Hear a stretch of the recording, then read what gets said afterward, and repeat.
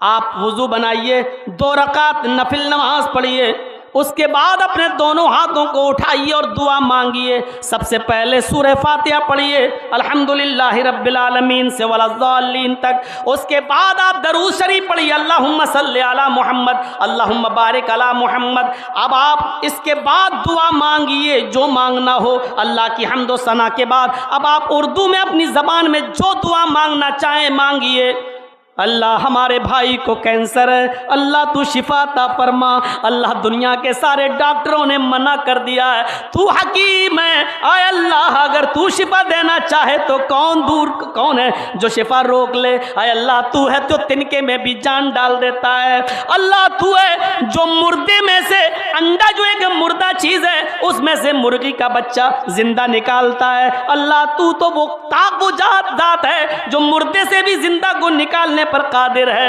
الہ العالمین تو آج ہمارے بھائی کو شفا دے، میرے باپ کو شفا دے، میری بیوی کو شفا دے، میرے بیٹے کو شفا دے۔ میرے بھائیوں آپ دعا مانگیے، اتنی مانگیے، گڑ گڑائیے اور روتے رہیے، لیکن دعا جب ختم کرنا ہو تو پھر یہ دعا ضرور پڑھیے عربی میں۔ یہ یاد نہ ہو تو یاد کیجیے دعا کا صحیح طریقہ ہے، آپ اردو میں ساری دعائیں مانگنے کے بعد 1 گھنٹہ، آدھا گھنٹہ، 2 گھنٹہ، 3 گھنٹہ دعا مانگنے کی رات ہے، یہ مانگو، اپنے رب کو منانے کی رات ہے، مانگو، اور سب کچھ مانگنے کے بعد پھر یہ دعا پڑھو ربنا تقبل منا۔ یاد رکھنا جب دعا ختم کرنا ہو تو ان دعائیہ جملوں کو یاد کر لو، ربنا تقبل منا انک انت السمیع العلیم وتب علینا انک التواب الرحیم وصلی اللہ تعالی علی خیر خلقہ، یعنی نبی پر جو درود تم نے شروع میں پڑھا، اب جو ختم کر رہے ہو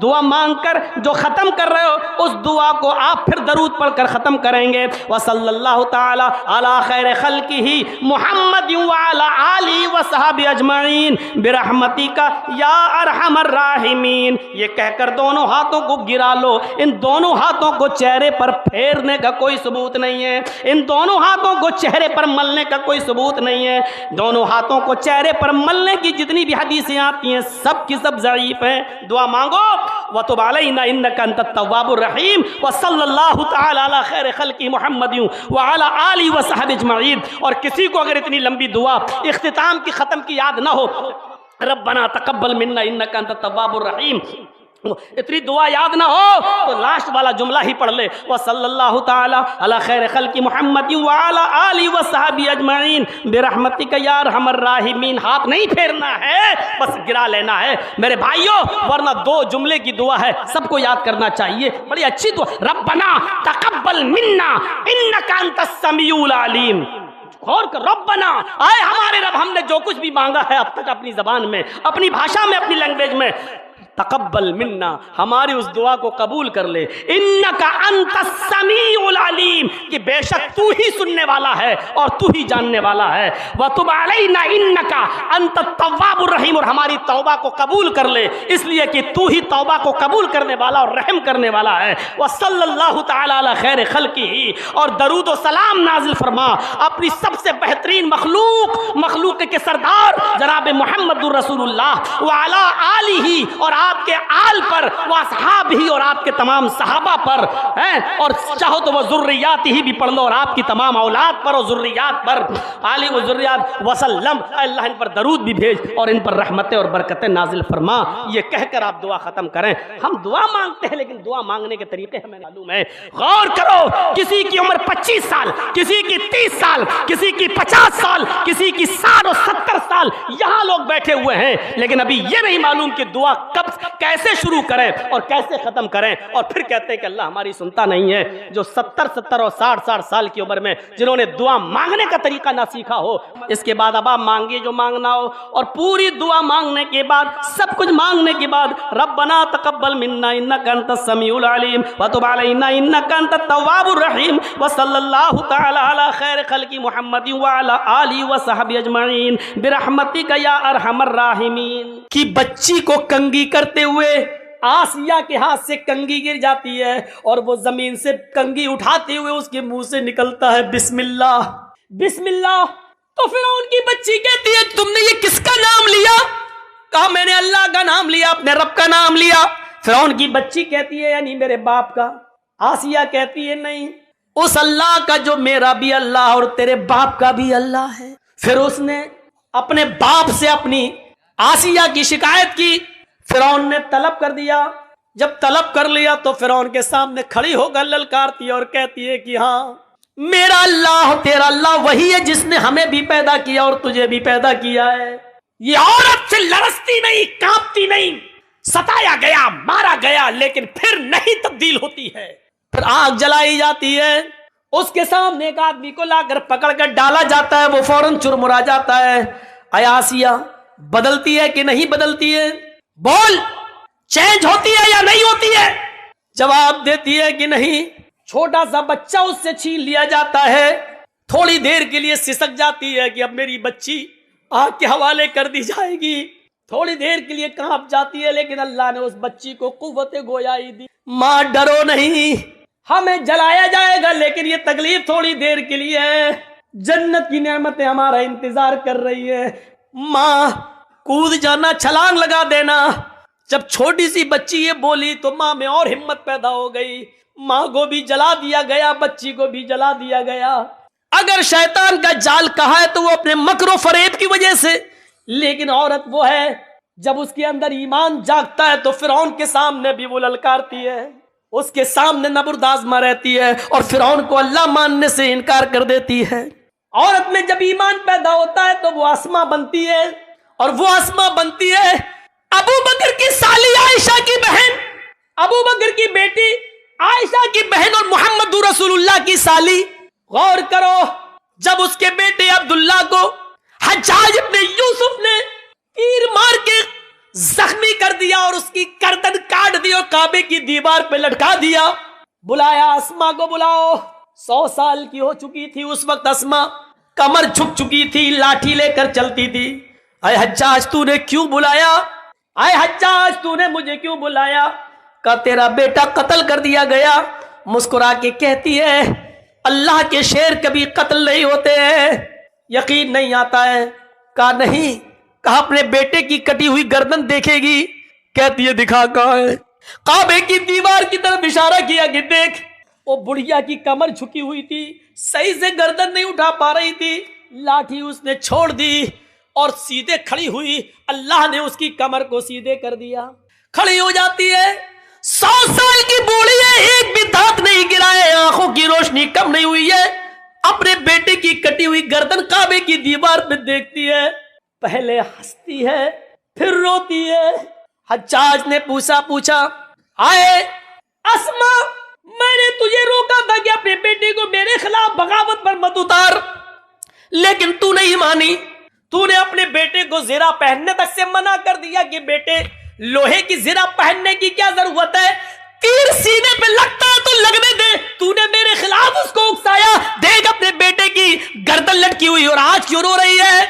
یہ ہنسنے اور رونے کا سبب مجھے پتہ نہیں چلا، کیوں پہلے ہنستی ہے اور بعد میں روتی ہے؟ کہتی ہے حجاج یہ تو نہیں سمجھے گا۔ حجاج نے کہا وہی تو سمجھنا چاہتا ہوں، آئے اسما جا رہی ہے تو جا، اپنے بیٹے کے یہ بیٹے کی گردن، اس کی باڈی تیرے گھر پہنچا دی جائے گی، جنازہ ونازہ پڑھ کر اس کو دفنا دیا جائے، لیکن ہنسنے اور رونے کی وجہ بتا۔ تو یہی اسما ہے جو ہنسنے کی وجہ بتاتی ہے کہ اے حجاج اپنے بیٹے کی خوش قسمتی پہ ہنس رہی ہوں، اور روئی اس لیے کہ وہ میری بدقسمتی ہے، اپنی بدقسمتی پہ رو رہی ہوں۔ حجاج نے کہا تیرے بیٹے کی خوش قسمتی کیا ہے؟ اس کی گردن تو کٹ گئی اور تو خوش قسمتی کہہ رہی ہے، اور تیری بدقسمتی کیا جو تو رو رہی ہے؟ اس نے کہا حجاج میرے بیٹے کی خوش قسمتی ہے کہ گردن کٹنے کے بعد، جان چھیننے کے بعد، اس کے جسم کو، اس کی گردن کو اس کے جسم سے الگ کرنے کے بعد، سب کچھ چھیننے کے بعد بھی تو نے میرے بیٹے کی مسکراہٹ نہیں چھین سکا ہے۔ اے حجاج کعبے کی دیوار پہ لٹکا ہوا میرے بیٹے کی گردن مسکراتے ہوئے کہہ رہی ہے ابھی شہید کے مرنے کا وقت نہیں آیا ہے، اللہ کی راہ میں جو قتل کر دیا جائے وہ مرتا کہاں ہے، وہ تو زندہ ہے۔ میرے بیٹے کی کٹی ہوئی گردن، ہنستا ہوا چہرہ یہ کہہ رہا ہے کہ میرا بیٹا مرا نہیں ہے، ابھی اس خطیب کے مرنے کا وقت نہیں آیا ہے۔ اچھا تو تیری بدقسمتی کیا ہے؟ आए हज्जाज, मैं रो इसलिए रही हूं क्योंकि ये मेरी बदकिस्मती है कि अल्लाह ने मुझे मेरी कोख से ऐसा बहादुर एक ही बेटा दिया है। अपनी बदकिस्मती पे इसलिए रो रही हूं कि अगर मेरे और बेटे होते, 1000 बेटे भी होते, तो आज अपने 1000 बेटों की गर्दनों को काबे की दीवार पर लटकता हुआ देखती। मेरे भाइयों, जहां अल्लाह के नबी ने औरत को शैतान का जाल कहा है, लेकिन इस औरत की खूबी देखो कि वो अपने बेटे की शहादत पर मुस्कुरा रही है और अपने बेटे की कटी हुई गर्दन को देखती है तो मुस्कुराती है और अपनी बदकिस्मती पर रो रही है। इन औरतों ने एक नुमाया कारनामा अदा किया है, अपने बेटों को बहादुर बनाने का कारनामा अदा किया है। मेरे भाइयों, औरतें कभी किसी मैदान में पीछे नहीं रही हैं, कभी किसी मैदान में औरतें पीछे नहीं रही हैं, कभी किसी जंग में औरतें पीछे नहीं रही हैं। अगर साहबे किराम तीर और तलवार चलाते थे तो औरतें पानी की मशकें अपनी पीठ पर लाद कर जख्मियों को पानी पिलाती थीं, उनके जख्मियों के मरहम अपने हाथों से फायर रख कर उनके खून के धब्बों को पोंछती थी। औरतें कभी किसी मैदान में पीछे नहीं रही। हाँ, बाज औरतें तो ऐसी भी थी जो अल्लाह के नबी के पास आकर कहती थी, अरे अल्लाह के नबी, कयामत के दिन ये मर्द जन्नत में पहले जाएंगे, हम बाद में, इसलिए कि आपने जिहाद का हुक्म दिया है। ये मर्द बढ़ चढ़कर हिस्सा लेते हैं, ये जिहाद में जाते हैं, फिर अल्लाह की राह में कत्ल कर दिए जाते हैं, ये शहीद होते हैं और शहीद का दर्जा बहुत ऊंचा है। अरे अल्लाह के रसूल, हमें भी इजाजत दीजिए कि हम मैदान जंग में जाएं, हम भी लड़े और कत्ल हो जाएं और अल्लाह मुझे जन्नत में जाने का हुक्म नाफिज फरमाए। औरतों का जज्बा देखो, औरतें आती और इजाजत मांग रही हैं, लेकिन अल्लाह के नबी सल्लल्लाहु अलैहि वसल्लम फरमाते हैं, औरतों, तुम्हें जंग में जिहाद की इजाजत नहीं दी जाएगी, तुम अपने घरों में रहकर अपने शौहरों की खिदमत करो, अपने बच्चों को पाल पोस कर बड़ा करो, तुम्हें वही सवाब दिया जाएगा जो इन मर्दों को, इन सहाबा को जिहाद का दिया जा रहा है। अंदाजा लगाइए, औरतें कभी किसी मैदान में पीछे नहीं रही हैं। कहां हैं औरतें पीछे?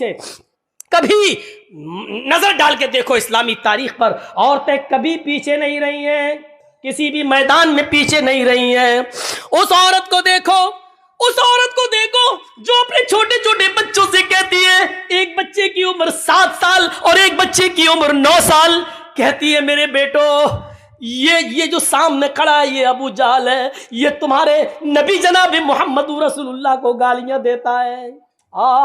गौर करो कि वो दोनों बच्चे एक ऊंचे टीले पे चढ़ जाते हैं और एक बच्चा तलवार लेकर पीछे खड़ा हो जाता है।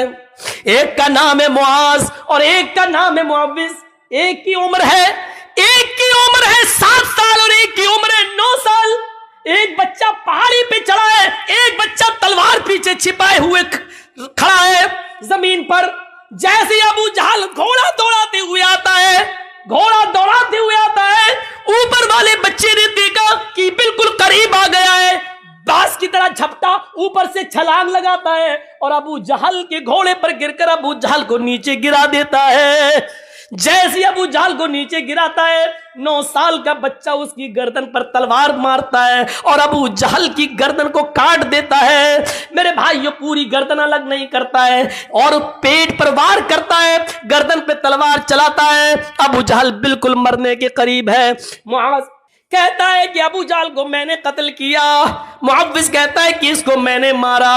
वहां चंद साहबा खड़े थे, कह रहे हैं कि क्यों लड़ते हो, तुमने कूद कर इसको गिराया, इसने तलवार चलाई, अगर तुमने न गिराया होता तो ये कैसे मारता, लिहाजा तुम दोनों ने इसके मारने में मदद की है, लिहाजा तुम दोनों ने मारा है। क्यों लड़ते हो भाई भाई, आपस में क्यों लड़ते हो? अफरा, तेरी किस्मत का क्या कहना, अफरा तेरी किस्मत का क्या कहना, अफरा तेरी किस्मत का क्या कहना। तूने बच्चे भी पैदा किए तो इतने बहादुर कि जब तक कयामत ना आ जाए इन बच्चों की बहादुरी को लोग सलाम करते रहेंगे।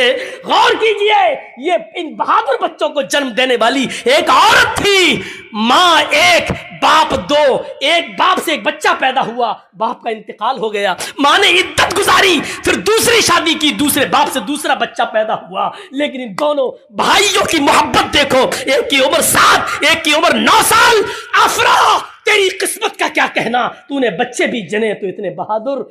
अबू जहल कुरैश के सरदार का कत्ल किया तो उमर ने नहीं किया, हमजा ने नहीं किया, अली ने नहीं किया, ان بہادروں کے ہاتھوں نہیں مارا گیا، مارا بھی گیا ابو جہل تو ان چھوٹے چھوٹے معصوم بچوں کے ہاتھوں۔ اس لیے مرتے وقت وہ کہہ رہا تھا میری بدقسمتی کتنی ہے، میری بدقسمتی دیکھو، میں قریش کا جتنا بہادر سردار ہوں مارا بھی جا رہا ہوں تو ان چھوٹے چھوٹے معصوم بچوں کے ہاتھوں۔ محمد نے ان بچوں کو اتنا بہادر بنا دیا تو جوانوں کا حال کیا ہوگا؟ میرے بھائیوں، ان بہادر بچوں کو جنم دینے والی بھی ایک عورت تھی، عورت کے کارناموں کو کبھی بھلایا نہیں جا سکتا۔ یہ وہی خنسا تھی جو حالت کفر میں اپنے بھائی جب ان کو قتل کر دیا گیا تو روتی تھی، اپنے بھائی صخر کی یاد میں روتی تھی، اور جب بھی سورج نکلتا تھا اور بستر پہ سونے جاتی تھی تو روتی تھی، کہتی تھی یذکرنی طلوع الشمس صخرا اذکرہ لکل غروب شمس۔ اے سورج تو کیوں نکلتا ہے،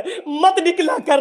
اے سورج تو پورب سے کیوں نکلتا ہے، ایسٹ سے کیوں چمکتا ہے، مت نکلا کر۔ جب تو نکلتا ہے تو مجھے میرے بھائی صخر کی یاد آ جاتی ہے۔ اے رات تو کیوں آتی ہے، اے سورج تو کیوں چھپ جاتا ہے، اے رات تو کیوں آتی ہے، جب بھی تو آتی ہے تو مجھے میرے بھائی صخر کی یاد آتی ہے۔ غور کرو، جو عورت خنسا اپنے دونوں بھائیوں کی یاد میں روتی ہو، اور اتنا روتی ہو کہ ہر صبح یہ کہتی ہو اے سورج تو کیوں نکلتا ہے، میرے بھائی کی یاد دلا دیتا ہے، اور رات میں سوتی ہے بستر پہ تو کہتی ہے رات تو کیوں آتی ہے، مجھے میرے بھائی صخر کی یاد آتی ہے۔ جو کافر تھی ابھی اپنے بھائیوں کی موت نہیں بھول پائی، لیکن جب سن 8 ہجری میں مسلمان ہوتی ہے، اسلام لاتی ہے، اور اس کے 8 سال کے بعد 16 ہجری میں جب جنگ ہوتی ہے قادسیہ، تو اس میں اپنے چاروں بیٹوں کو بھیجتی ہے، کہتی ہے کہ عمر کے اسلام کا جھنڈا نیچے نہیں آنے پائے۔ اے میرے بیٹوں، جس طریقے سے تمہاری ماں ایک ہے، اسی طریقے سے تمہارا باپ بھی ایک ہے۔ اللہ کی قسم میں نے تمہارے باپ کی امانت میں خیانت نہیں کی ہے، یعنی میں نے کسی دوسرے مرد کا چہرہ نہیں دیکھا ہے۔ اے میرے بیٹو، اس دنیا میں نہیں تو جنت میں ہم تمہارا انتظار کریں گے، جھنڈا نیچے نہیں گرنا چاہیے۔ چاروں بیٹوں کو میدان جنگ میں بھیج دیا، اور ایک ایک کر کے چاروں بیٹے قادسیہ کی جنگ میں شہید کر دیے گئے۔ ایک شخص آتا ہے اور کہتا ہے اے خنسا، تیرے چاروں بیٹے میدان جنگ میں قتل کر دیے گئے، شہید کر دیے گئے۔ وہی چاروں بیٹے کہتے کہ بڑھاپے میں بیٹے ہی سہارا ہوتے اور آسرا ہوتے ہیں۔ ان چاروں بیٹوں کو کہ انتقال کی اور ان کی شہادت کی خبر سنتی ہے، جو اپنے بھائی کی موت کو نہیں بھلا سکی حالت کفر میں، جو اپنے بھائیوں کی موت کو روزانہ یاد کرتی تھی، لیکن آج جب وہ 4 بیٹوں کی شہادت کی خبر سنتی ہے تو آسمان پہ نظریں ڈالتی ہے اور کہتی ہے الحمدللہ الذی شرفنی بقتلہم۔ تمام تعریفیں اس اللہ کے لیے ہے جس نے مجھے میرے بیٹوں کی شہادت سے مجھے سرفراز کیا ہے، مجھے میرے بیٹوں کی شہادت سے مجھے خوش کیا ہے۔ اپنے چاروں بیٹوں کی بہادری کی موت پر، ان کی شہادت پر ہنستی ہے، مسکراتی ہے۔ ان بچوں کی شہادت پر خوش ہونے والی بھی ایک عورت ہے۔ اگر عورت شیطان کا جال ہے، جب وہ مردوں کے لیے فتنہ بن جائے تو شیطان کا جال ہے، لیکن جب وہ عورت اپنے بچوں کے اندر ایسی بہادری اور جرأت پیدا کر دے تو ایک شیرنی ہے، وہ بہادر ہے، ایمان کی دولت اس کے اندر آ جاتی ہے۔ تو میرے بھائیوں، یہ ایک عورت ہی ہے جس نے اپنے بیٹوں کی شہادت پر فخر محسوس کیا ہے۔ ان بہادر بچوں کو پیدا کرنے والی بھی ایک عورت ہے۔ اس عورت کو دیکھو، دیناریہ، جس کا باپ میدان جنگ میں قتل کر دیا گیا، جس کا بھائی بھی ہے احد کے میدان میں شہید کر دیا گیا، جس کا بیٹا، باپ، بھائی سب میدان جنگ میں اور شوہر میدان جنگ میں قتل کر دیے گئے۔ ایک ایک آتا گیا اور کہتا گیا تیرا باپ میدان جنگ میں قتل ہو گیا، تیرا بھائی میدان جنگ میں قتل ہو گیا، تیرا بیٹا میدان جنگ میں قتل ہو گیا، اور لاسٹ میں کہا کہ تیرا شوہر بھی میدان جنگ میں قتل ہو گیا۔ چیخ کر کہتی ہے کہ مجھے میرے شوہر کے بارے میں مت بتاؤ، مجھے یہ بتاؤ کہ عائشہ کا شوہر کیسا ہے، مجھے یہ بتاؤ، مجھے میرے باپ کے بارے میں مت بتاؤ، مجھے یہ بتاؤ کہ فاطمہ کا باپ کیسا ہے۔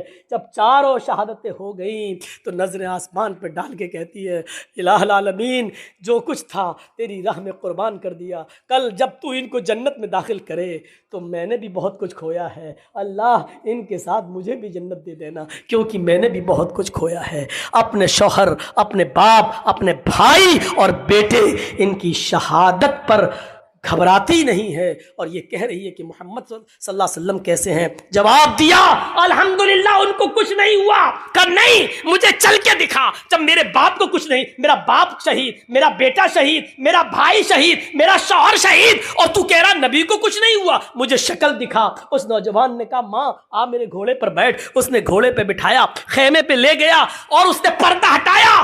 دیکھ محمد رسول اللہ ٹھیک ہے. اس نے اس چاند سے چہرے کو دیکھا جس چہرے کو دیکھ کر کبھی حسان ابن ثابت نے کہا تھا وَأَحْسَنَ مِنْكَ لَمْ تَرَ قَطُّ عَيْنِي وَأَجْمَلَ مِنْكَ لَمْ تَلِدِ النِّسَاء. ایسا خوبصورت بیٹا, ایسا حسین بیٹا, وَأَحْسَنَ مِنْكَ لَمْ تَرَ قَطُّ عَيْنِي, میری آنکھوں نے آپ سے زیادہ حسین کسی کو دیکھا ہی نہیں, اور ایسا خوبصورت بیٹا میں آج تک دنیا کی کسی عورت نے پیدا ہی نہیں کیا جیسے محمد ہے.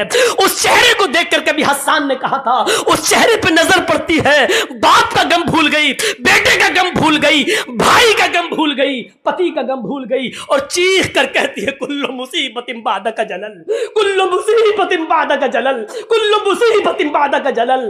آج میری ساری مصیبتیں دور ہو گئی محمد تیرا چہرہ دیکھ کر. میں باپ کا غم بھول گئی, میں شوہر کا غم بھول گئی, میں بھائی کا غم بھول گئی, میں سب کا بھول گئی. یہ عورت بھی, یہ عورت میری ماں بہنوں, ان عورتوں پر دنیا فخر کر رہی ہے. تمہارے ننگے پن و بیہودہ پن پہ کون فخر کرے گا؟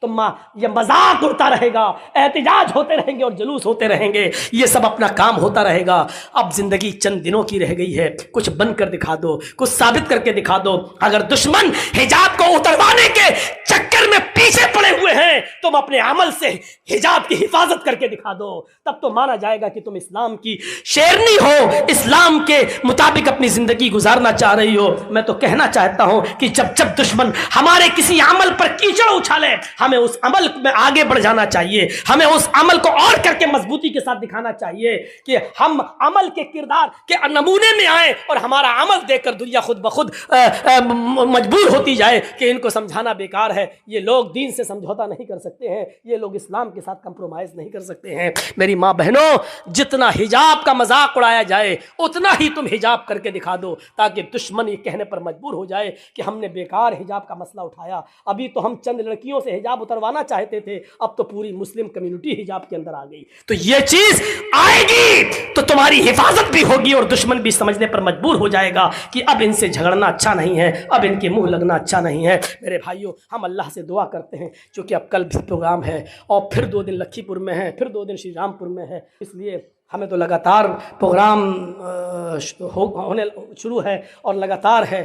یقین مانیے ہمارے اتر پردیش میں لوگ اب شک میں پڑ گئے کہ مولانا کہیں آپ نے کوئی دوسرا گھر تو نہیں بنا لیا بنگال. یہاں تک کہنے لگے, طنز بھی مارنے لگے ہمارے اوپر کی, جب بھی کہاں ہے بنگال, فون آتا بنگال, ارے مولانا ہمیں کچھ دال میں کالا لگتا ہے, کہیں ایسا تو نہیں کہ آپ نے بنگال میں کوئی دوسرا گھر بنا لیا ہو. اس طریقے کی باتیں, یعنی بنگال والوں سے ہمیں انسیت ملا, پیار ملی, محبت ملی. ہم چاہتے کہ برقرار رہے. اللہ سے دعا کرتا ہوں کہ بار الہ ہماری ماں بہنوں کو پردہ کرنے کی توفیق عطا فرما, ہمارے مردوں میں بھی اسلام کی خوبیاں پیدا فرما دے اور اسلام کے اندر ان کو پورا پورا داخل فرما دے. وما علینا الا البلاغ المبین, وآخر دعوانا ان الحمد للہ رب العالمین.